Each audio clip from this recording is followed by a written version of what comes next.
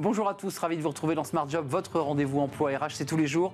Du lundi au vendredi, débat, analyse, expertise et vos rubriques habituelles. Évidemment, aujourd'hui dans Bien dans son job, on s'intéresse à la vulnérabilité des salariés et un baromètre sera dévoilé dans quelques instants sur justement la situation des salariés, dévoilé par Joël Rioux, il est le fondateur de Responsage, il est notre invité. Les entreprises s'engagent avec les copains de Bastien, oui, une entreprise qui s'engage, on va en parler avec Stéphane Pétillon, fondateur des copains de Bastien. Il nous racontera son histoire et son aventure professionnelle et il embauche et il recrute.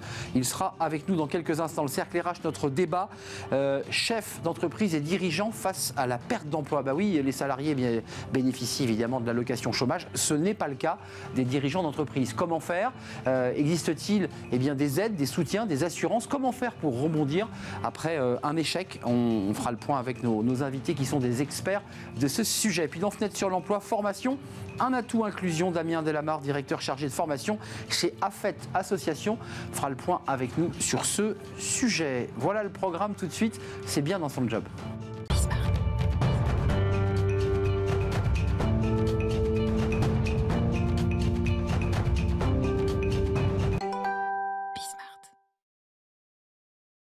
Bien dans son job, c'est un sujet évidemment important d'être bien dans son job, mais il y a des salariés qui, depuis la crise Covid d'ailleurs, se sentent moins bien, en situation d'isolement.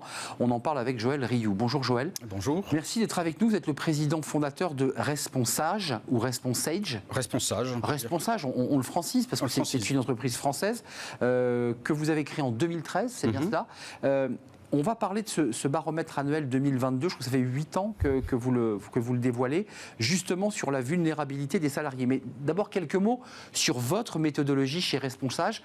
Si j'ai bien compris, vous avez un tissu d'assistantes sociales qui sont là en soutien des collaborateurs. C'est comme ça que cela fonctionne. C'est exactement ça. En fait, c'est un ensemble de collaborateurs qui sont nos salariés, c'est-à-dire qui sont en CDI. C'est pas des freelances. Voilà, pas de freelance. Et la particularité, c'est qu'on peut les joindre à distance sur un panel d'heures d'ouverture qui va de 9h à 19h. Et on peut les contacter par téléphone, par visio, par ce qu'on appelle un espace bénéficiaire, par Internet, et exposer sa problématique et avoir une réponse sous 72 heures par écrit. Alors, ce qui est assez original, en fait, comme méthode, et apporter, on pense, une réponse de qualité tout à fait correcte aux problématiques qui nous sont posées. Avant de nous tourner vers votre baromètre qui dévoile une photographie finalement un peu sombre de la situation de certains salariés, mais vous êtes là évidemment pour les accompagner. Juste un mot un peu idéologique, il y a un peu une forme de délégation de service public avec vos assistantes sociales, parce que l'assistante sociale, immédiatement on pense à service public, oui. Et là en fait c'est un service privé puisque votre client c'est l'entreprise qui vous délègue la possibilité d'accompagner les salariés. On peut absolument voir la problématique de cette manière, c'est vrai. D'un autre côté, on vient répondre à une problématique qui n'est pas servie ou adressée en France aujourd'hui. C'est vrai. Parce que les vocations, notamment dans ces métiers de l'accompagnement social, sont en train de s'effondrer. C'est-à-dire qu'il y a de moins en moins de personnes qui veulent y travailler. Et il y a une demande de plus en plus forte. Donc, si vous voulez, on vient répondre à quelque chose d'assez nouveau dans l'entreprise spécifiquement, où la crise a beaucoup sensibilisé les RH, mais aussi les DG, sur ces problématiques de vulnérabilité. Et je le disais, la crise Covid a amplifié évidemment ces difficultés. On va en parler tout de suite. Les principaux motifs, et là c'est tiré de votre baromètre annuel 2022, les principaux motifs d'un accompagnement social, on va le voir, c'est le logement, le budget et la santé. D'abord, on le voit qui s'affiche. Pourquoi le logement d'abord? Quelle est la problématique de cette difficulté liée au logement? Il y a aussi des femmes, il y a des divorces, il y a des couples qui se séparent. Exactement. Et on se retrouve en situation de galère. Vous avez donné les réponses, en fait. Bon, je pose la question suivante.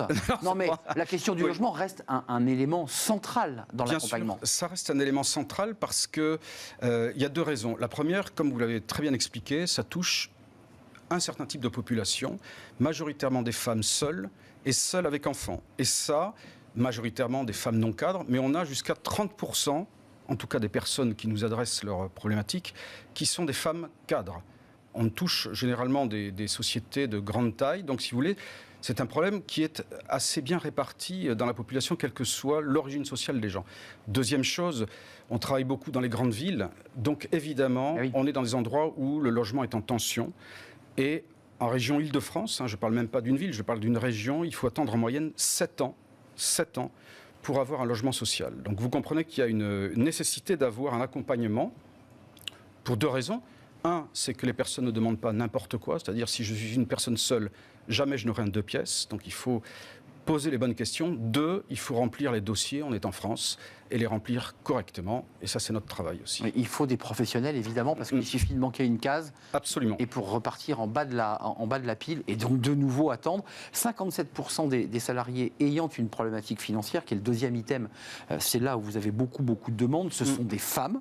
Tout à fait. C'est toujours la même chose, on en revient toujours un peu à cette problématique, rupture familiale, parfois violence, avec une femme qui part de la maison et qui doit se loger, qui doit subvenir à ses besoins, nourrir évidemment ses enfants. Absolument, c'est une question une fois de plus liée à la structure familiale, souvent des femmes seules, avec enfants.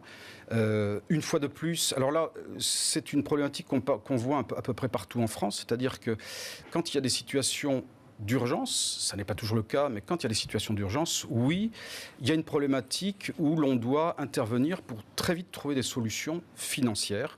Et c'est vrai que presque 60% des demandes qui nous sont adressées le sont par des femmes, souvent avec enfants, souvent dans le cadre de ruptures, alors qui ne sont pas toujours, loin de là, des ruptures liées à des violences conjugales, mais des ruptures, c'est-à-dire le foyer explose, et il faut, en urgence, répondre à toutes les questions que vous avez évoquées, et je le précise encore, quel que soit le niveau social de la personne, parce que même si on est cadre, eh bien, on va être confronté à la même problématique. Les journées font 24 heures, on a les enfants, on a le travail. Il y a le mode de garde, il y a le paiement du mode de garde. C'est exactement ça. Et il y a évidemment le déclassement. Les revenus qui ont baissé, voire fondu de moitié, pour ne pas dire 3/4. Tout à fait. Un mot quand même sur le rapport de la santé au travail. Ça, c'est une problématique du Covid. Et là, on le voit dans le baromètre, il y a anxiété, stress, notamment. Tout à fait. C'est-à-dire que ça, c'est un item qui est apparu, en fait, cette année. Nous, on ne le voyait pas, si vous voulez, de manière très, très claire. Ah, il est net, là. Voilà, là, c'est net. C'est 14% des demandes qui nous sont adressées sur les questions liées à ce qu'on appelle, nous, l'accompagnement social intégral ou global. Et c'est vrai qu'on a une très forte demande d'accompagnement de gens qui sont presque en situation de stress pathologique et qui créent en fait derrière d'autres problématiques, c'est-à-dire des problèmes de maladie, c'est-à-dire des problèmes d'incapacité à assumer son travail, etc. Mais Joël, ça veut dire que vos assistantes sociales, là, elles font quoi dans ces cas-là? Parce qu'elles ne sont pas psychothérapeutes, elles ne sont pas médecins, elles les orientent, elles les guident, elles leur donnent des adresses? Absolument. Il peut y avoir aussi, si le salarié le souhaite, parce que tout ça est fait de manière confidentielle et anonyme, on peut s'adresser aussi à l'entreprise pour dire, vous avez par exemple dans tel service... Ça remonte à l'entreprise là. Si jamais les salariés sont d'accord pour dire, il y a une problématique par exemple de management, ou alors il y a une problématique de handicap lié à la reconnaissance de la qualité de travailleurs handicapés, des salariés qui ne sont pas faites et qui devraient être faites, etc. Donc là c'est pareil, c'est une question d'accompagnement sur plusieurs sujets, c'est-à-dire quels sont vos droits, c'est-à-dire dans les dispositifs liés à ce que la puissance publique a mis en place. Qu'est-ce que l'entreprise a mis en place pour vous? Qu'est-ce qu'il existe aussi dans votre mutuelle? On ne le sait pas forcément, effectivement. C'est très clair. On ne connaît pas ses droits, ou en tout cas de ce qu'on peut bénéficier. Et vous avez raison, par la mutuelle, par exemple, on oublie qu'elle a aussi un service dédié. Avant de nous quitter, il y a un autre élément qui est très important. Je ne voudrais pas qu'on l'oublie, c'est le rapport aux aidants. Parce qu'il y en a 74% de ceux qui ont été interrogés qui se disent préoccupés par un parent âgé. Ça, c'est assez classique, mais c'est un sujet essentiel. Et puis, il y a 57% de ces salariés qui ont été interrogés, salariés aidants, qui soutiennent leur enfant handicapé. Ça, c'est 2 pôles. Là, c'est très complexe parce que c'est l'accès aux écoles, c'est l'accès à des services publics pour que ces enfants soient accueillis. Et on voit la difficulté de ce problème. Tout à fait. Alors évidemment, concernant les personnes âgées, les salariés qui accompagnent des personnes âgées, vous comprenez qu'avec la crise terrible dont on a pris connaissance sur les EHPAD, là, il faut accompagner les gens, par exemple, pour changer d'établissement, pour les accompagner d'un point de vue judiciaire. Donc il y a plein de manières d'accompagner les gens. Les maintenir à domicile aussi, il y a cette demande. Alors oui, les maintenir à domicile. De plus en plus. Oui. Concernant le handicap et les enfants, là c'est pareil. Il y a des demandes extrêmement variées, des problématiques très lourdes, qui souvent, une fois de plus, dans cette situation, concerne des femmes seules avec enfants. On en revient quand même beaucoup aux femmes qui portent beaucoup de choses. Eh bien, 7 personnes sur 10 qui nous contactent sont des femmes, alors que dans nos fichiers, si vous voulez, les ayants droit, c'est 52% qui sont des femmes. Donc vous voyez le rapport, 52%, 70%. Voilà, donc on fait un accompagnement qui aide les gens à prendre en charge leur vulnérabilité. Joël, un mot sur ces aidants qui aident notamment leurs enfants handicapés. Il y a beaucoup d'entreprises qui mettent en place parfois on mutualise des heures, chacun apporte une journée de RTT. Est-ce que sur ces sujets-là, les aides sociales retournent à l'entreprise en disant vous avez plusieurs collaborateurs en difficulté? Est-ce qu'elles s'organisent justement? Alors, ou pas? C'est une très bonne remarque. En fait, la deuxième partie de notre métier, c'est la remontée de data anonymisée pour les entreprises et qui ont aujourd'hui la possibilité de piloter ainsi leur politique sociale. Donc c'est vrai que c'est très important d'avoir accès à des données qui permettent de voir quelle est la réalité, même si elles sont anonymisées, mais quelle est la réalité de ce que vivent leurs salariés. Et de pouvoir mettre ensuite des outils appropriés pour des femmes notamment qui seraient en situation d'aide et en situation de souffrance. Parce que j'imagine que lorsqu'elles sont en difficulté en tant qu'aidant, la qualité du travail s'en ressent. Enfin j'imagine, l'absentéisme, l'engagement. Tout simplement. L'absentéisme aussi, vous le ressentez ça sur des arrêts maladie, sur des choses comme ça? Alors les arrêts maladie explosent actuellement, mais on ne sait plus très bien pour quelles raisons, si ce n'est qu'avec la crise du Covid, je pense que beaucoup de gens sont complètement épuisés. Mais il est vrai que nous, c'est plus dans cette notion un peu difficile à apprécier que ce qu'on appelle le présentéisme, que oui, il y a beaucoup de difficultés. Bon, là, c'est l'engagement. Exactement. Je suis au boulot, mais globalement, je fournis plus grand-chose et j'y arrive plus, quoi. Parce que j'ai d'autres choses en tête. Voilà, j'ai ma charge mentale, j'ai ceci, j'ai cela. Oui, donc ça, ce sont vraiment des éléments très importants à prendre en compte. Responsage, c'est un service, j'allais dire public, non, c'est un service qui est dédié aux entreprises et financé par les entreprises pour que les équipes de Joël Rioux soient au service le plus rapidement possible, puisqu'on l'a compris, à la fois en visuel, mais au présentiel aussi. Il y a des rendez-vous ou pas? Alors c'est à la marge, c'est vraiment à la marge, c'est vraiment le distanciel. Et par écrit, parce que vous y tenez beaucoup. Merci Joël d'être venu. Merci à vous. Nous rendre visite, président fondateur de Responsage. Merci. Et puis ce baromètre, allez donc sur le site de Responsage pour découvrir les détails de ce baromètre. Tout de suite, les entreprises s'engagent chez notre nouvelle rubrique, autre rubrique, à la rencontre d'une entreprise qui s'engage pour l'emploi des jeunes et pour l'inclusion aussi.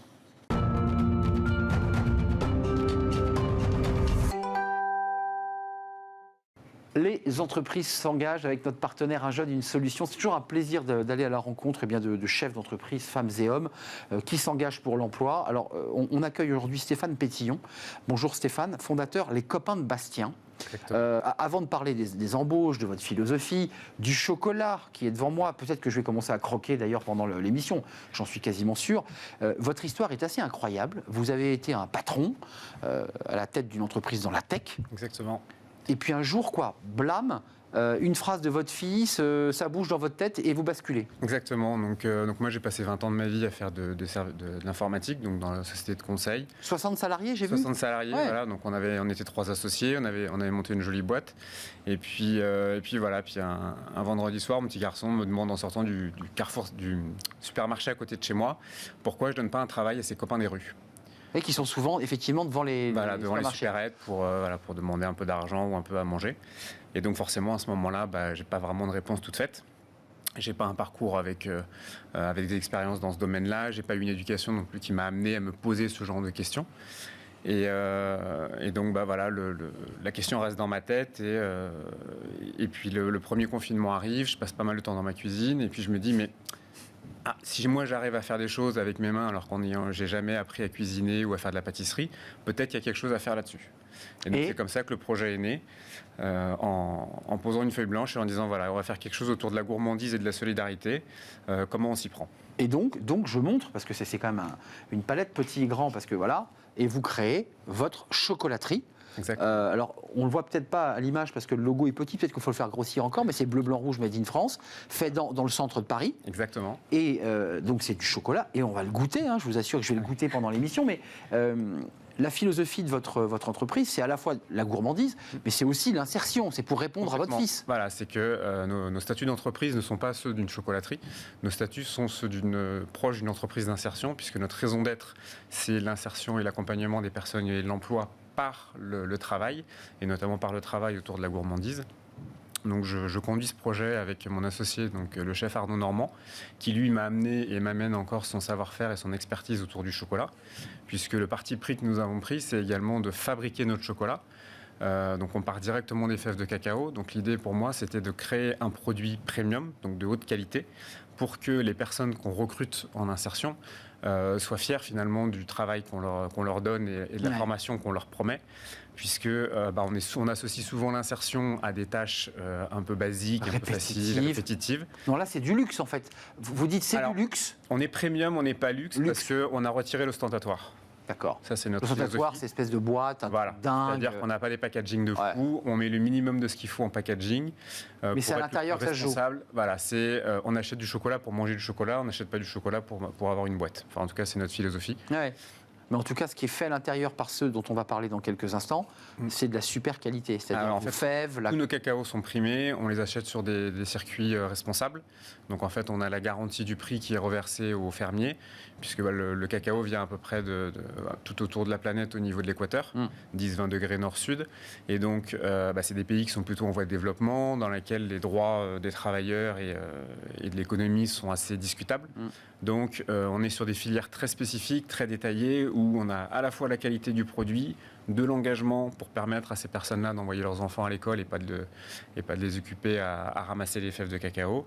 Et voilà, et on porte cette mission aussi jusqu'à Paris. Donc, on a voulu vraiment se mettre dans le centre de Paris.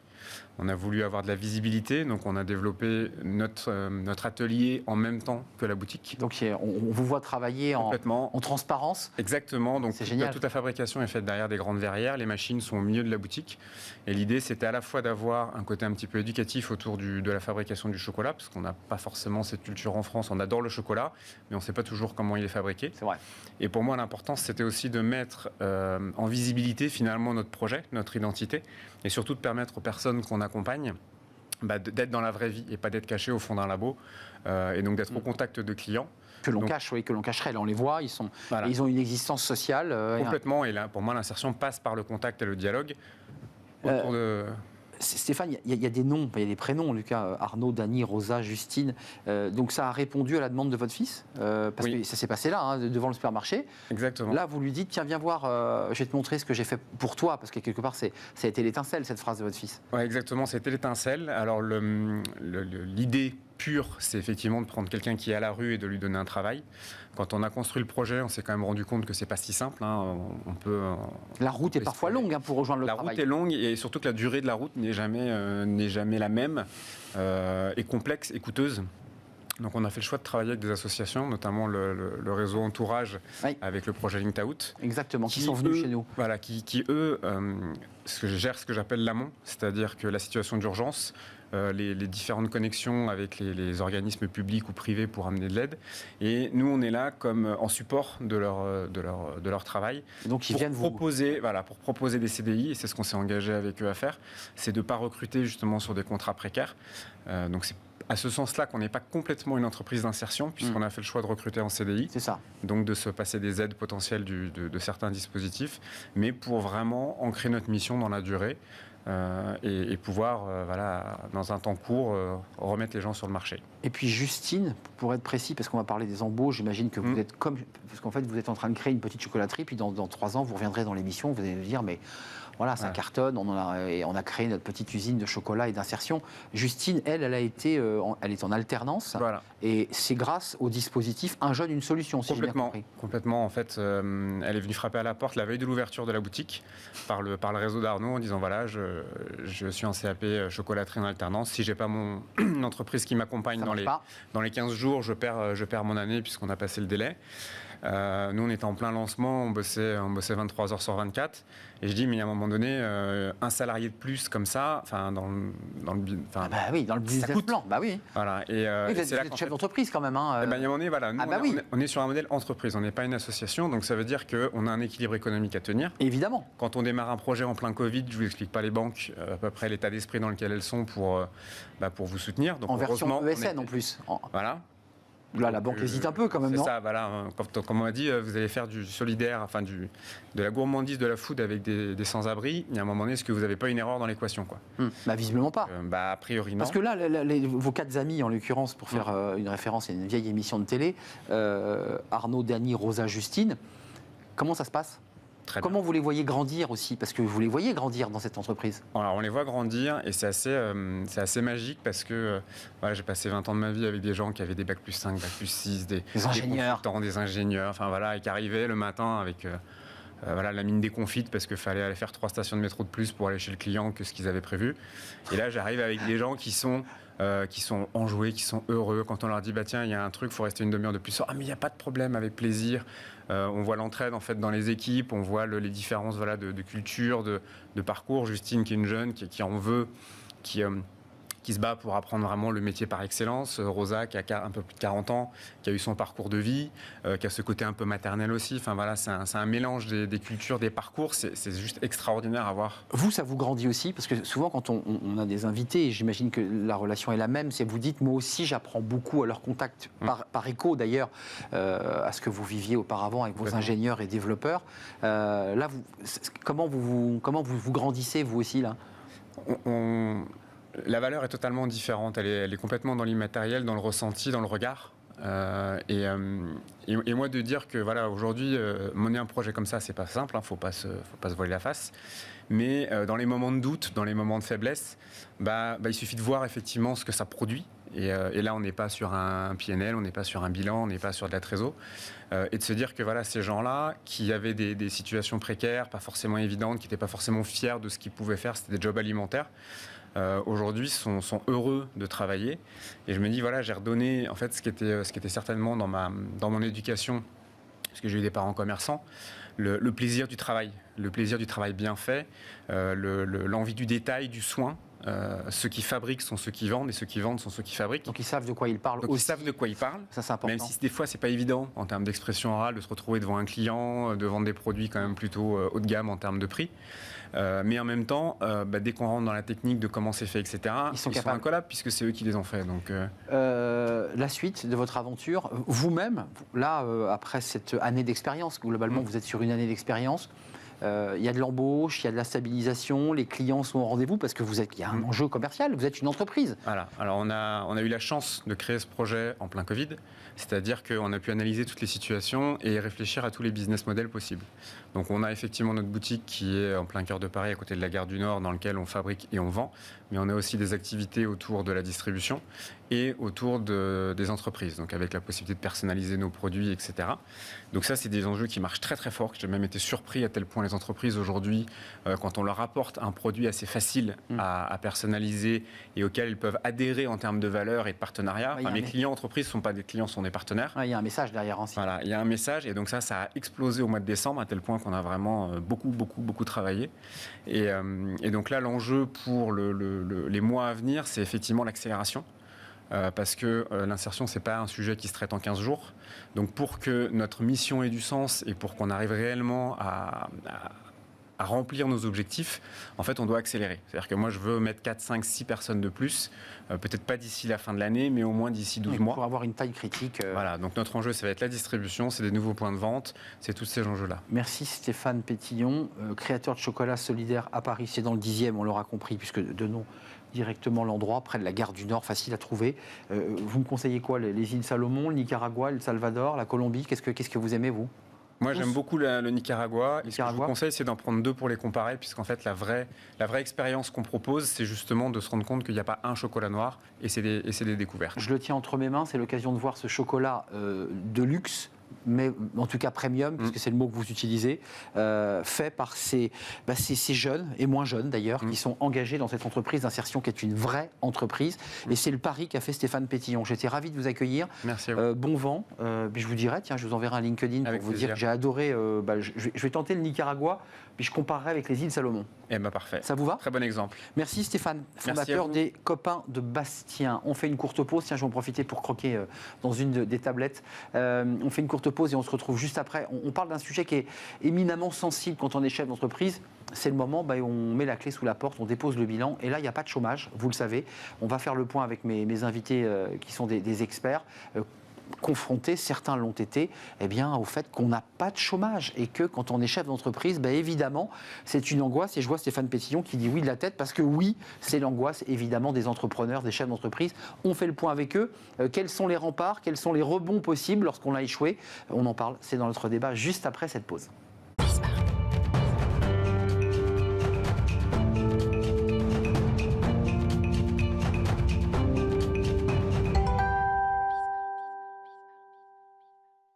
Le cercle RH, notre débat quotidien pour évoquer alors un sujet dont on parle trop peu. On parle beaucoup des demandeurs d'emploi, on commente les chiffres réguliers de ce chômage qui baisse de mois en mois. On parle peu de ces chefs d'entreprise qui ont mis la clé sous la porte, ont déposé le bilan pour certains, faute d'activité, et puis se retrouvent évidemment parfois en situation économique, financière et parfois familiale désastreuse. Alors on a évoqué le projet de loi sur les indépendants. C'est un projet de loi qui, dit-on, améliore la situation de certains entrepreneurs qui se retrouvent en situation délicate. Mais on va faire le point quand même avec mes invités, même si on va le constater ensemble, les chiffres sont beaucoup moins graves qu'on ne l'avait imaginé en septembre dernier, puisqu'on avait annoncé des vagues de dépôts de bilan qui n'ont pas eu lieu. C'est probablement le fruit de la politique du quoi qu'il en coûte, mais il y a beaucoup de mais et de questions. Élodie Varnery, merci d'être avec nous, directrice générale de l'association GSC, avec des chiffres et un observatoire très très intéressant, des chiffres qui sont en baisse, mais on va les commenter évidemment, moins de chefs d'entreprise qui ont déposé le bilan, mais c'est probablement lié à la politique du quoi qu'il en coûte, et on parlera de votre politique d'assurance, assurer ces chefs d'entreprise, c'est-à-dire faire du préventif lorsqu'ils sont en activité. On ne pense jamais, c'est un petit peu quand on se marie, on ne pense jamais au divorce, mais il faut toujours imaginer évidemment la situation la plus difficile. Olivier de la Chavannerie, merci d'être avec nous, président du réseau Entreprendre. Alors, vous accompagnez à travers des implantations, des chefs d'entreprise qui démarrent, vous les coachez, vous les mentorez, je ne sais pas quel mot, parce que chacun a son mot. C'est quoi votre mot à vous ? On les accompagne. C'est l'accompagnement, on n'est pas dans le mentorat. Bon, c'est un peu la même chose, mais l'accompagnement, c'est je chemine à côté de toi pendant le début de ton projet. 126 implantations partout en France, c'est bien cela ? Dans le monde ? Dans le monde ? Nous sommes présents dans 10 pays. Nous avons 130 implantations dans 10 pays. Ça veut dire que tous les expatriés français ou ceux qui ont une entreprise à New York peuvent bénéficier de votre réseau ? Dans les 10 pays, on n'est pas à New York. Vous n'êtes pas à New York ? Non. Vous êtes où ? Eh bien, nous sommes présents alors, en Europe, bien sûr, en Belgique, Suisse, Italie, Espagne et Portugal. Nous sommes présents en Tunisie, au Maroc, au Sénégal et au Chili. Et bien sûr en France. Amérique du Sud et Afrique. Amine Amirameza, bonjour, merci d'être avec nous, président de 60 000 rebonds. Alors c'est Île-de-France, Normandie, Centre. Tous les deux d'ailleurs avec Olivier, vous êtes chef d'entreprise, Olivier par ailleurs, dans vos activités. Alors vous avez démarré votre aventure avec 60 000 rebonds Île-de-France, Normandie, Centre, parce qu'au départ vous avez été un parrain. On dit parrain ? Parrain. C'est compliqué vos assos, parce que certains disent mentor, d'autres accompagnent. Vous c'est parrain. Parrain de chefs d'entreprise qui, eux, en l'occurrence, c'est le service après-vente, se retrouvent, je vais dire un peu abruptement, mais sur la brèche. C'est ça. 60 000 rebonds est une association qui aujourd'hui fête ses 10 ans. On est présent dans 39 villes, 10 régions. On a ouvert récemment Martinique, Guyane et Guadeloupe.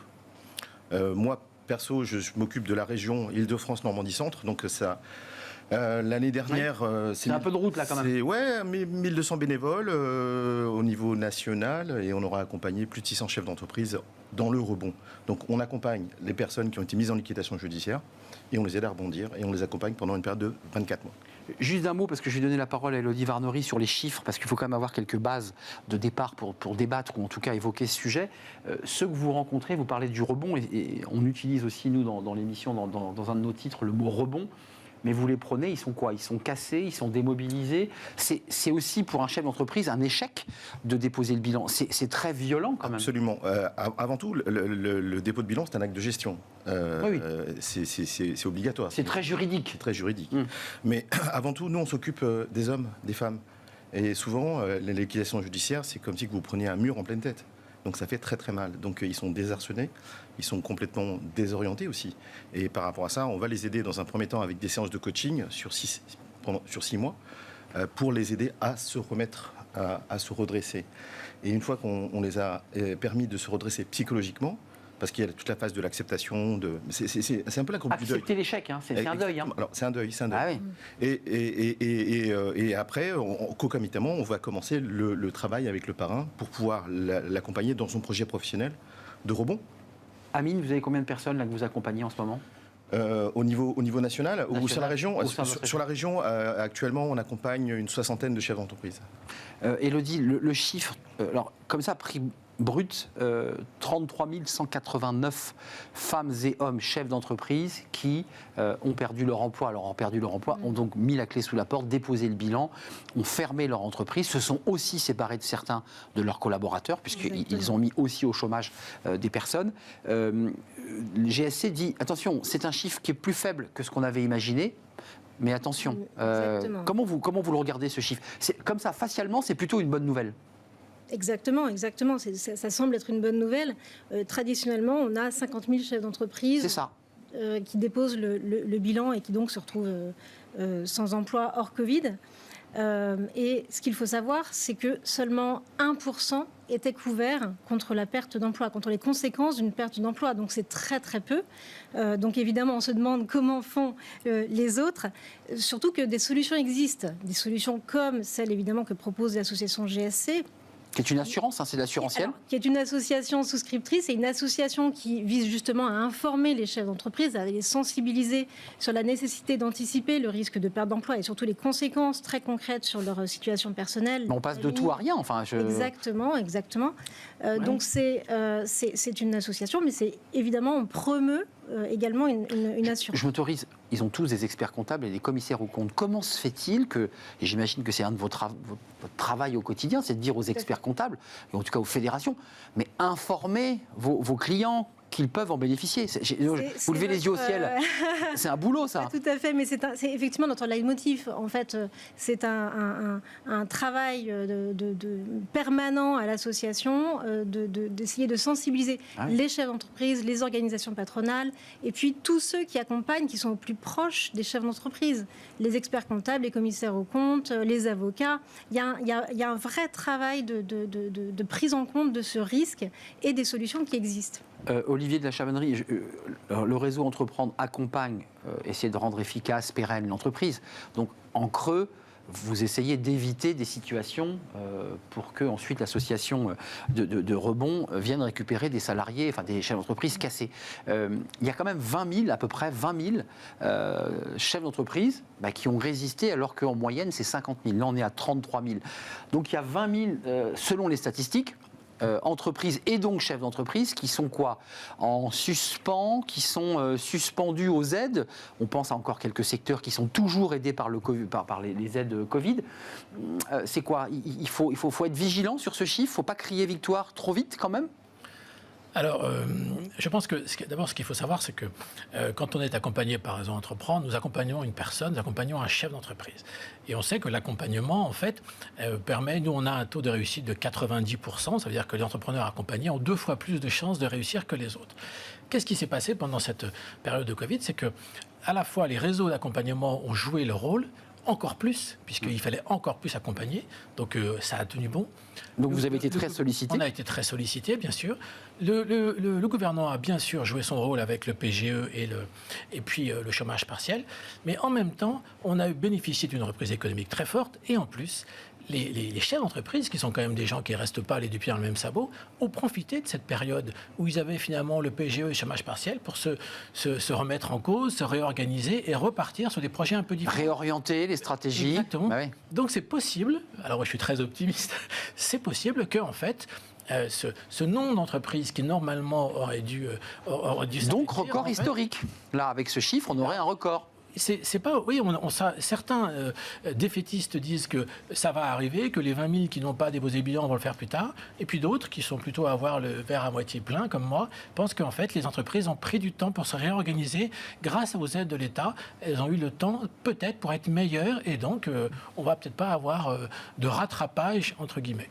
C'est pas tout à fait l'avis d'Anthony Strecher, qui est le président, qui lui, là, dans un communiqué, alerte en disant attention, c'est peut-être pas aussi clair que cela, parce que peut-être que tout ça va être décalé. Alors on nous l'avait déjà dit en septembre, mais on s'aperçoit que les entreprises résistent. Donc vous êtes dans quel état d'esprit là aujourd'hui? Et je donne la parole à Amine. Alors je crois qu'on ne saura véritablement jamais, probablement, comment les choses vont se passer et si ces 20 000 entreprises vont déposer le bilan. C'est assez compliqué compliqué, je pense. Et effectivement, on a des chiffres qui sont plutôt positifs en nombre. En revanche, l'an dernier, on avait quand même un tiers de ceux qui avaient perdu leur emploi, un tiers des entrepreneurs ayant perdu leur emploi avaient plus de 50 ans. C'est vrai. Donc pour cela, la situation est quand même assez compliquée. Moyenne 48 ans, si j'ai bien vu votre moyenne. Exactement. La moyenne, c'est 40. L'âge médian 48. Mais du coup, on a quand même un tiers qui ont plus de 50 ans. Donc c'est quand même assez critique. SARL principalement, j'ai vu, SARL, en grande majorité. Le profil, c'est quoi? C'est des artisans, entreprises de services? Comment vous les répartissez? Effectivement, oui, c'est souvent des artisans et entreprises des commerçants qui ont été touchés. On a 9 sur 10 entrepreneurs qui ont perdu leur emploi, qui étaient à la tête de TPE. On a en revanche, l'an dernier, une hausse plus importante pour les gérants de PMU. Donc ce sont eux qui ont connu la hausse la plus importante. Alors ça s'explique aussi par le fait que la plus grande partie concerne les TPE, évidemment. Amine, je ne l'ai pas précisé, mais je voudrais qu'on en dise un mot, parce qu'on devient accompagnateur, enfin on devient parrain, excusez-moi, parce que j'inverse avec Olivier, on devient parrain, mais vous avez vécu, vous, cette situation de dépôt de bilan, on est Absolument, bien d'accord? oui. Donc vous avez traversé, vous, de l'intérieur, dans votre vécu, comme on dit. Dans mon vécu, j'ai une double casquette. C'est que pendant 14 ans, j'ai été président de chambre. Donc, consulaire. Consulaire. Ouais. J'ai liquidé, j'ai redressé, j'ai cédé. Et la vie fait que aussi je suis entrepreneur et dans une gestion de croissance mal maîtrisée, j'ai déposé le bilan. Ça veut dire quoi, une gestion de croissance mal maîtrisée? Souvent, il y a les mots des chefs d'entreprise. Globalement, qu'est-ce qui se passe? Qu'est-ce qui fait qu'à un moment donné, on a un accident, pas de la vie, mais un accident... Vous passez de 6 millions à 18 millions d'euros de chiffre d'affaires, il faut financer, donc vous vous souscrivez à des contrats d'affacturage. Moi, c'est un contrat d'affacturage qui va planter, qui était mal ficelé par rapport à mon activité. Et à l'arrivée... C'est souvent très, très financier, en fait. On fait le mauvais choix. Oui. Et puis à l'arrivée, on restructure. Et j'ai restructuré. Donc, et vous avez déposé le bilan? Ah oui, j'ai déposé le bilan. J'avais différentes filiales, liquidées, redressées et cédées. Donc, on en sort comment? Parce que déjà, c'est un casse-tête administratif, juridique, on passe sa vie avec les avocats. Enfin, je veux dire, c'est prise de tête. J'avais personnellement la chance d'avoir passé par la case tribunal de commerce, donc je connaissais bien la procédure. Donc, je l'ai anticipé. Maintenant, l'objectif, c'est aussi d'anticiper. Donc, un mot vis-à-vis des dirigeants ou des sociétés qui sont dans une situation de problème de trésorerie, c'est pas attendre la dernière minute, c'est vraiment d'anticiper. Dans la structuration. C'est-à-dire qu'un chef d'entreprise de PME ou pas d'ailleurs voit l'eau monter, il le sait très bien, il suit quand même les rentrées de son entreprise. Vous êtes d'accord avec moi, ça, Olivier? Vous dirigez l'entreprise, donc vous avez quand même, vous pilotez financièrement votre entreprise. Je trouve que ce qui est important, je trouve que c'est le dirigeant en fait de PME, et en fait il s'occupe de son entreprise, il s'occupe pas de lui. Et c'est ça tout le problème, c'est que il va s'occuper de son entreprise jusqu'au bout, quitte à ne plus se payer. Mais c'est mon entreprise, doit y arriver. Et puis c'est mon bébé, quoi. C'est mon bébé, quoi. Et puis c'est complètement oublié. Il n'a pas pris d'assurance chômage, il n'a pas pris, il se met en difficulté sur son patrimoine personnel. Et c'est là le rôle des réseaux, tous autant qu'on est. De lui dire attention. Attention au risque. Ton entreprise, c'est super, tu as raison, on t'accompagne dans ton projet, mais toi, à titre personnel, ton patrimoine, tes assurances, qu'est-ce qui va se passer? Vous voyez, et en fait, le chef d'entreprise, il a besoin d'être accompagné parce qu'il est tellement à fond dans son projet qu'il devient presque dangereux pour lui-même. Je rajoute un élément, puisqu'on l'a traité sur ce plateau, il y a l'enjeu de santé aussi. Parce que mise en danger financière, il y a la culpabilité de se séparer de collaborateurs, c'est douloureux, et puis il y a la santé et qui parfois se dégrade, c'est-à-dire même les addictions qui peuvent arriver. Absolument. On a malheureusement souvent tendance à citer la fameuse règle des 3D, dépôt, dépression, divorce. Malheureusement, parfois il peut y avoir le 4e D qui est le décès. Et c'est aussi l'objectif, c'est plus on va anticiper, plus on peut rattraper, plus on peut empêcher et plus on peut sauver. Ça veut dire que vous, en tant que parrain, vous avez entendu des chefs d'entreprise qui vous ont dit « ma vie est foutue et je vais me tirer un coup de fusil ». Parce que ça, on l'entend. Bien sûr. Là, il y a des dangers.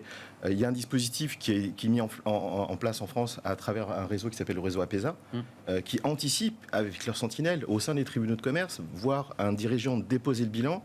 Et lui, là, il y a c'est que vous le voyez physiquement, vous voyez qu'il est abattu, qu'il n'a plus la capacité même à répondre. Exactement. Et donc, c'est de l'aider, de le faire accompagner par un psychologue pour éviter justement malheureusement le décès. L'accompagnement Olivier. que nous on a sur Réseau Entreprendre, c'est un chef d'entreprise qui chemine à côté de lui. Mais le chef d'entreprise qui lui a plus d'avance sur celui qui l'accompagne, en fait, voit bien que l'état de santé se détériore, que le moral baisse, etc. Donc, partir accompagné, c'est aussi avoir quelqu'un qui, à côté, va avoir les signaux faibles que vous allez mal, quoi, et qui va pouvoir vous aider et vous empêcher, à la fois peut-être de couler votre projet, mais surtout, à titre personnel, de couler, quoi. On en revient dans votre étude, hein, qui est assez riche et très détaillée dans l'Observatoire. Il y a la Martinique qui est le seul département français à connaître une augmentation des chefs d'entreprise en situation de chômage. Donc ça, c'est un département, en tout cas un territoire sous observation que vous accompagnez. Oui. Sur l'aspect technique, je voulais comprendre, Olivier, Amine, je crois que vous dirigez aujourd'hui de nouveau une entreprise de bricolage, de sous-traitance dans le bricolage. Vous l'avez contracté, l'assurance GSC, pour faire un peu de publicité ou pas? Ou vous voulez le prospectus tout de suite? Mais vous avez entièrement raison. Ah, mais c'est une question... Non, mais je vous pose la question avec un peu d'humour, mais... Après... Vous l'avez, cette assurance? Non. Si c'est elle, Non. c'en est une autre. Mais vous avez réfléchi à cette question? Absolument. Mais vous l'avez donc? Non. Alors, vous l'avez, Olivier? Alors, nous, on a failli déposer le bilan la 3e année. Hein, ça a été une vraie je n'avais pas d'assurance, et j'en ai toujours pas. Mais je conseille à beaucoup de gens de la prendre. Alors, donc, attendez, les conseillers ne sont pas les payants. Vous venez en plateau m'expliquer que vous aidez les chefs d'entreprise en difficulté et vous les accompagnez. Et je vous vois sourire, Élodie. Enfin, c'est quand même signifiant de voir que des acteurs qui sont dans des réseaux associatifs n'ont pas... Qu'est-ce qui se passe? Vous l'avez détecté, ça? Parce que c'est vrai que ça revient à ce que disait Olivier. On pense à ma boîte, on pense à tout. Alors non, mais attendez, ma boîte, je l'ai créée il y a une vingtaine d'années. Bah oui. J'ai quelques assurances qui font que s'il y avait des problèmes, je m'en sortirais. Oh. C'est au moment où j'ai créé. C'est ça. Les 2-3 premières années, je n'avais rien. Je ne savais même pas que ça existait. Bien sûr. Je n'étais pas accompagné. Et là, j'aurais pu déposer sans un sou et je n'avais pas de revenus derrière. Ça marche comment concrètement? Parce que moi, j'ai vu des chefs d'entreprise qui vous disent le problème avec le dépôt de bilan, c'est que j'avais des stocks. Ça, c'est pour ceux qui avaient du stock. Et je dois payer 20 ans les banques. Enfin, il y a des crédits, on a engagé quand même pas mal, il y a des encours, comme on dit. Ça, c'est un risque majeur pour le chef d'entreprise. Qu'est-ce que cette assurance, entre guillemets, vous avez vu, je vous fais de la publicité, qu'est-ce que cette assurance leur permet de ne pas avoir à payer ou à subir? Alors, c'est surtout effectivement une assurance qui permet à l'entrepreneur de penser à lui. Et c'est ce qu'il ne sait pas faire, en réalité. Pour se projeter, le métier de l'entrepreneur, le métier du chef d'entreprise, c'est de penser toujours au coup d'après. Mais le coup d'après, pour soi, c'est ce sur quoi il fait l'impasse. Alors, c'est vrai que les choses ont changé, parce qu'il y a quelques années, nous, on avait beaucoup de mal à faire passer cette idée du fait que, par exemple, ça n'était pas avoir peu de foi dans son projet que de prendre une assurance. Voilà, oui, ça devient contradictoire avec sa passion. Oui, mais ça n'est pas... J'y crois, dur comme fer, pourquoi je prendrais une assurance? Alors, le Covid... C'est le sujet de la caution personnelle. C'est ça. Exactement. C'est la même chose. Je suis tellement dedans que je donne ma caution, je peux avancer. Et je n'aurai pas le prêt. Le projet de loi, faisons une parenthèse, le projet de loi indépendance va séparer les biens personnels de l'indépendant de ses biens professionnels, ce qui n'était pas le cas avant. Il engouffrait sa maison, sa résidence secondaire et sa famille. Donc concrètement, qu'est-ce que vous leur proposez? Alors concrètement, ce qu'on leur propose, c'est une indemnité qui permet de passer les quelques mois pendant lesquels c'est difficile. C'est-à-dire les quelques mois pendant lesquels il va construire évidemment un nouveau projet professionnel, mais ça ne se fait pas comme ça. Ça met du temps. Il y a effectivement une opération quelque part de deuil de son projet. C'est extrêmement compliqué.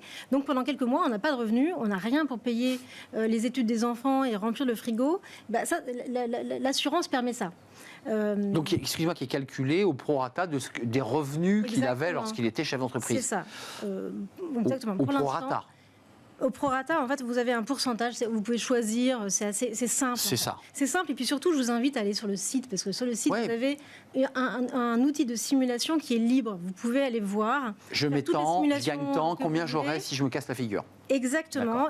Et il y a la possibilité de choisir entre 55% de son ancien revenu, 70%, 12 mois, 18 mois, 24 mois. Donc c'est très concret. D'accord. Et encore une fois, vous avez tout loisir. Donc ça, c'est un support qui rassure, qui peut rassurer. Exactement. Voilà, j'ai un petit matelas qui fait que je peux vivre. Tout à fait. Mais ça devrait être gratuit. Mais ça devrait être gratuit. En France, oui, mais sauf que j'ai assez. Il y a une couverture de tout le monde. Tout le monde en est couvert pour. Enfin, vous avez vu, le projet de loi indépendant assure une indemnité, mais qui n'est pas à 55% des revenus. J'ai vu que c'était 800 €, c'est ça 800 € par mois pendant 6 mois. C'est déjà bien. C'est déjà bien, mais c'est un minima de quand même plus. les entrepreneurs qui sont quand même les gens qui prennent le plus de risques à titre personnel sur leur patrimoine, c'est ceux qui sont le moins bien couverts. Il y a quand même une absurdité qu'il faut absolument corriger. Mais ça, c'est un vrai débat politique d'ailleurs, parce qu'on considère, et lorsque ça a été voté, il y a longtemps, que les chefs d'entreprise gagnaient suffisamment pour pouvoir eux-mêmes se payer, entre guillemets, leur protection sociale, ou en tout cas leur allocation. Je ne savais pas ce que c'était qu'un chef d'entreprise. Mais c'est ça. Non, mais... Les chefs d'entreprise qui au départ démarrent, n'arrivent pas à se payer, il n'a pas envie de se payer une assurance parce qu'il ne se paye déjà pas. C'est ça le problème, c'est que les ressources des chefs d'entreprise sont tellement compliquées que les assurances passent après. C'est ça. C'est de prévention et de... Élodie, je vous ai coupé. Pardon, le débat est effectivement assez complexe parce que on peut considérer en effet qu'il faut ménager la liberté du chef d'entreprise de s'assurer ou non. Donc en effet, ça va au-delà de la cotisation, c'est la liberté. Vous êtes une association, je vous repose la question, est-ce que vous avez possibilité, j'imagine que oui, de lobbying auprès des parlementaires, parce que j'imagine que vous êtes régulièrement auditionnés aux affaires économiques, aux affaires sociales, pour leur dire, dans un amendement ou dans une loi, faites en sorte que l'assurance soit un petit peu comme une assurance scolaire. Quand on va à l'école, on a une assurance scolaire obligatoire, point barre. Tout à fait. Vous voyez ce que je veux dire ? Dans le cadre du projet de loi indépendant, on a essayé en effet de faire comprendre, et certains députés l'ont parfaitement compris. Oui. Ont parfaitement compris qu'en effet, individuellement, les chefs d'entreprise avaient besoin d'être informés. Parce que aujourd'hui, l'information est un privilège en fait. Certains le savent, beaucoup ne le savent pas. Donc que certains individuellement avaient besoin d'être informés, mais que collectivement, c'est aussi quelque part le soutien de l'État doit passer par là. C'est-à-dire que c'est une reconnaissance de l'entrepreneuriat. De l'entrepreneuriat et puis du fait que c'est par les entrepreneurs que la reconstruction va se faire quelque part. Amine, vous en pensez quoi, vous, de ce débat dans votre association, parce que vous êtes parrain chez Rebond Île-de-France et Rebond National, vous êtes dans le lobbying aussi de dire il faut que les pouvoirs publics, c'est-à-dire les parlementaires, institutionnalise une assurance pour les chefs d'entreprise. Par le passé, la modification par rapport à la loi Pacte et ce qui s'est passé aussi, ont permis aussi, dans le rebond, c'est le droit à l'échec. C'est ça. L'intervention de l'association a permis de supprimer la code 040 Banque de France. Donc vous pouvez remonter une boîte, vous pouvez rouvrir un compte, c'est aussi ça. Mais dans le c'était pas le cas avant, hein ? Non. Après un échec terminé. Exactement, vous étiez 0,50, 0,40, c'est terrible. liquidation judiciaire. Double peine. Et double peine. Et aujourd'hui, le compteur est remis à 0. Donc ça c'est vraiment une avancée. Maintenant, au niveau de la protection justement du dirigeant à titre personnel, souvent, et de son patrimoine. Et de son patrimoine. Nous, au sein de l'association, à traiter du problème, la personne qui a été mise en liquidation. Tu fais comment pour payer ton loyer ? Tu fais comment pour t'habiller, etc. Donc on part aux urgences. La vie quotidienne. Il y avait ce dispositif ATI, mais après, demain, l'idée, c'est tu remontes une boîte, tu prends une assurance. C'est aussi d'avoir un parapluie et de mettre une ceinture de sécurité au cas où il y a un nouvel accident. Pour être juste concret, on aura un dernier tour de table, Élodie, mais le montant, parce que parfois les TPE, on a parlé des TPE, on a parlé des PME, bien sûr, mais c'est déjà des structures un peu plus lourdes.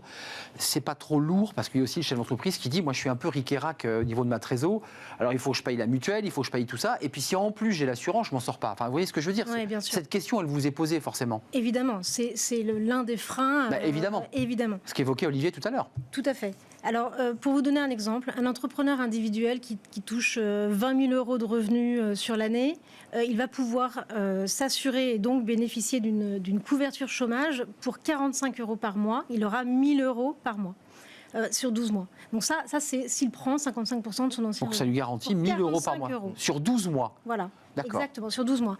Un créateur d'entreprise, pour 40 € par mois, il est couvert et il a 500 € pendant 12 mois. Par contre, excusez-moi de rentrer dans le détail, on n'a plus le temps, mais ça ne sera pas cumulatif avec les 800 € votés par la loi. C'est l'un ou c'est l'autre. Alors, compte tenu de la rédaction de la loi, oui, en effet, c'est l'un ou l'autre. C'est ça, c'est bien ce que j'avais cru comprendre quand on avait débattu de ce sujet. Il aura le choix entre les revenus ou les allocations issues de l'assurance privée, ou il choisira l'option Nous sommes désormais une complémentaire, en quelque sorte. Vous devenez une complémentaire, mais la complémentaire vient s'additionner, elle ne se soustrait pas. Dans le cadre des complémentaires santé, enfin, je m'autorise à... Donc là, il y a peut-être encore des petits éléments à ajuster. Tout à fait. Olivier, un conseil que vous donnez avant de nous quitter aux chefs d'entreprise, parce que vous les accompagnez, et ils ne chutent pas à 90%, vous nous disiez. Qu'est-ce qu'ils doivent faire impérativement pour éviter la chute ? Porter un casque, comme au ski ? Je pense que la première des choses, bien sûr, c'est de se faire accompagner. C'est-à-dire qu'aujourd'hui, il y a beaucoup de structures d'accompagnement. Je ne parle pas de celles qui vous accompagnent quand vous chutez, je parle de celles qui vous accompagnent quand vous créez votre société. Il y a des structures d'accompagnement pour les entrepreneurs individuels, pour les TPE, pour les PME, pour plus. Il y a tout ce qu'il faut en France et tout est gratuit. Donc vraiment, ne pas se faire accompagner serait une vraie erreur. Le deuxième message, c'est que je pense que tout le monde a reconnu le rôle central des PME. Voilà. Je pense qu'aujourd'hui, tout le monde a compris que c'est les PME qui créent des emplois. La France serait plutôt un pays de PME quand l'Allemagne serait un pays de TI. Vous voyez, tout ça, on a bien compris. Voilà. Je pense qu'aujourd'hui, il faut penser aux dirigeants de la PME. C'est-à-dire qu'il faut prendre à soin, l'homme, pas la structure juridique. Il faut prendre soin de nos dirigeants de PME. Et donc, dans notre accompagnement, c'est ce qu'on leur dit. On leur dit, c'est super ton projet, prends soin de toi. Assure-toi, fais en sorte que toi, tu puisses aller le plus loin possible. J'ai envie de vous dire, assurez-vous, messieurs. Assurez-vous, messieurs. Merci Olivier de la Chavonnerie, président de Réseau Entreprendre. Et vous êtes à la tête d'une entreprise, Sigmatel, qui est un groupe de services en électricité, sûreté et audiovisuel. Merci d'être venu. Amira Meza, vous êtes, chef d'entreprise par ailleurs, faut-il le préciser, président de 60 000 rebonds, Île-de-France, Normandie, Centre, et vous accompagnez près de 600. J'ai dit une bêtise ou 60 ? Au national, oui. C'est ça, 600 chefs d'entreprise qui sont dans des situations de rebond. Absolument. Pour repartir à l'assaut d'une nouvelle aventure, parce qu'il y a quand même un côté aventure. Merci Élodie Varnery, directrice générale de l'association GSC. Vous l'aurez compris à travers son discours, votre discours. Assurez-vous, parce que c'est évidemment essentiel pour, en cas d'accident, de pouvoir continuer à subvenir à vos besoins les plus élémentaires et à ceux de votre famille. Merci de nous avoir éclairés sur ce débat dont on parle, je trouve, trop peu. On termine notre émission avec Fenêtre sur l'emploi. Vous connaissez notre rubrique, on parle de formation qui est un atout insertion. On en parle tout de suite.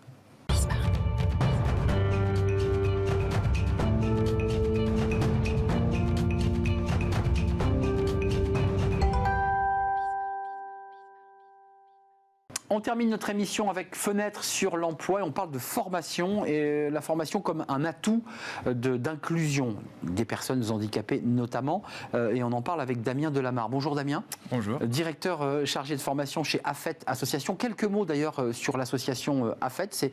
Quel est son motif, quelle est son action concrète ? Son action concrète, c'est de dispenser des formations et de permettre à certaines personnes qui ont du mal à trouver un travail de pouvoir mieux répondre aux besoins que les entrepreneurs ont. Alors, il y a quand même un focus important, et vous y tenez beaucoup aujourd'hui. On a compris que la formation pouvait être un levier d'insertion, mais vous rajoutez un levier d'inclusion.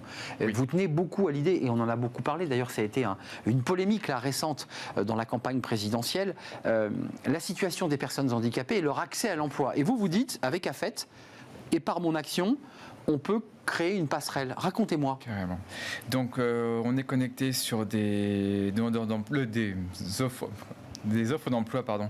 Et on essaie de proposer à ces personnes-là qui sont fermées sur des offres d'emploi pour des gens valides et de leur proposer... Des ouvrir.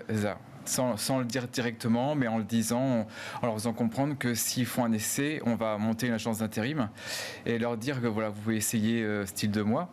Et vous verrez bien qu'il y a très rarement la différence. Et s'il y a une différence, c'est que les gens que vous allez embaucher seront peut-être plus motivés. C'est ça, donc c'est une différence inverse, c'est-à-dire qu'en fait, ils vont être surpris par la qualité. Est-ce que concrètement, vous avez déjà commencé, parce que la difficulté, c'est d'avoir, j'allais dire, le sourcing, c'est-à-dire toucher ces personnes handicapées à la recherche d'un emploi, et ensuite de les mettre en relation avec l'entreprise. Comment ça se passe ? Vous avez un sourcing, comment vous faites ? Oui, on fait des forums. Alors on a un partenariat avec les handicapés de France, de Paris, de France. Et donc on a un sourcing, comme vous dites.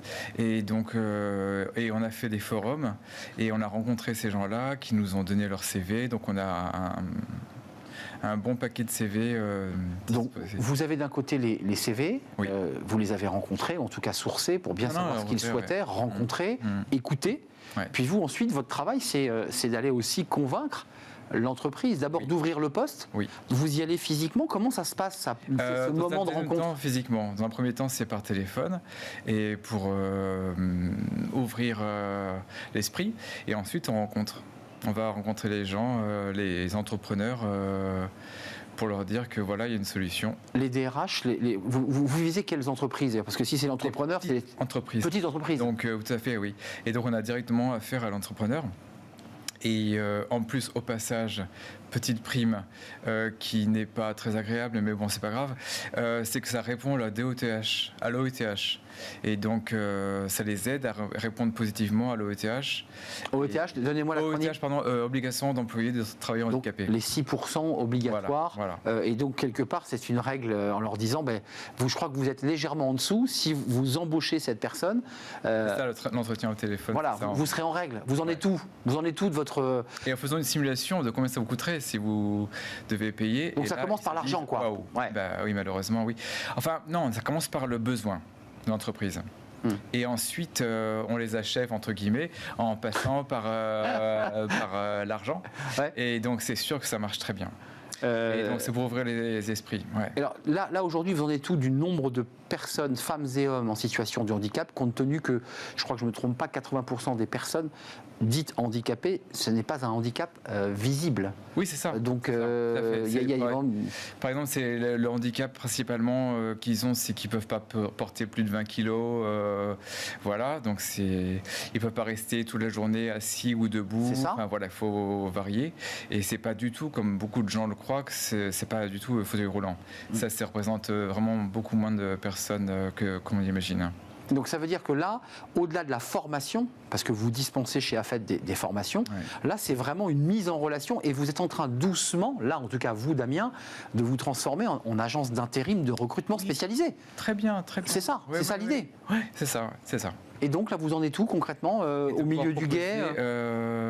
Là pour l'instant on était juste... on faisait du travail dans le dur, c'est-à-dire qu'on proposait directement de mettre en corrélation un CV et un besoin. Mais là, maintenant, comme on a vu, ça fait 4 ans qu'on existe en diète d'emploi. Et donc, on a vu qu'il fallait apporter une aide supplémentaire pour l'entrepreneur. Et donc, c'est pour ça qu'on pense proposer, voilà, vous avez par exemple en intérim, vous allez accepter cette personne-là pendant 2 mois, par exemple, et vous allez voir que testez-la. En fait, c'est une forme de test. C'est pas très joli, mais... Non, mais voyez ce qu'elle vaut vraiment. Puisqu'il y a pour surmonter les appréhensions. Pour y voir clair, on est bien d'accord, vous êtes les directeurs chargés de formation chez AFET, mais c'est vous qui êtes à la tête de Handi Aide, nous sommes bien d'accord? Non, je participe bénévolement à Handi Aide Emploi. J'ai participé à la création, mais voilà. D'accord, donc c'est 2 entités. C'est tout à fait logique, la cohésion entre Handi Aide Emploi et AFET, c'est logique. Combien de personnes là aujourd'hui sont en cours? 11 personnes. On a embauché une personne encore aujourd'hui. Une personne aujourd'hui sur une durée de combien? Un contrat de combien? C'est des délais de 4 mois pour l'instant. 4 mois, mais c'est toujours... ce sera un CDI après. Oui, parce que cette personne fera affaire, comme on dit, et ils seront il y a contents. de grandes chances, oui. Elle a été recommandée par une des salariés, donc... Merci Damien Delamarre d'être venu nous rendre visite, directeur chargé de formation chez AFET Association et puis engagé bénévolement dans Handi Aide, cette mise en relation des demandeurs d'emploi en situation de handicap et les entreprises. Merci à vous, c'est la fin de notre émission, c'était un vrai plaisir de partager ce moment avec vous. Merci à toute l'équipe, merci à Kylian pour la réalisation, merci à Héloïse pour le son, merci à Fanny Griesmer évidemment et merci à Carla pour l'accueil invité et merci à vous pour vos réactions et tous les messages que vous nous postez. Je serai là demain. Bye bye.